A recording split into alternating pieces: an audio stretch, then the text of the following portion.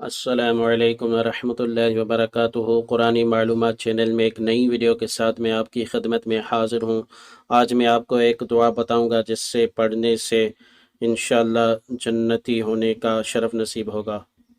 جنتی صحابی حضرت سیدنا شداد بن اوس رضی اللہ عنہ سے مروی ہے کہ اللہ پاک کے آخری نبی محمد عربی صلی اللہ علیہ وآلہ وسلم نے فرمایا، یہ سید الاستغفار ہے۔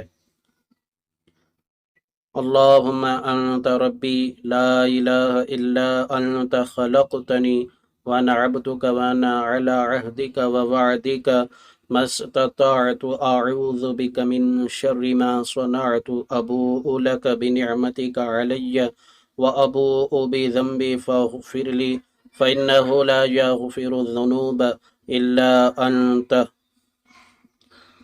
اے اللہ، تو میرا رب ہے، تیرے سوا کوئی عبادت کے لائق نہیں۔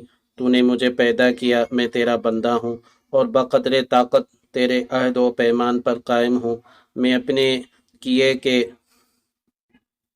شر سے تیری پناہ مانگتا ہوں، تیری نعمت کا جو مجھ پر ہے اقرار کرتا ہوں اور اپنے گناہوں کا اعتراف کرتا ہوں۔ مجھے بخش دے کہ تیرے سوا کوئی گناہ نہیں بخش سکتا۔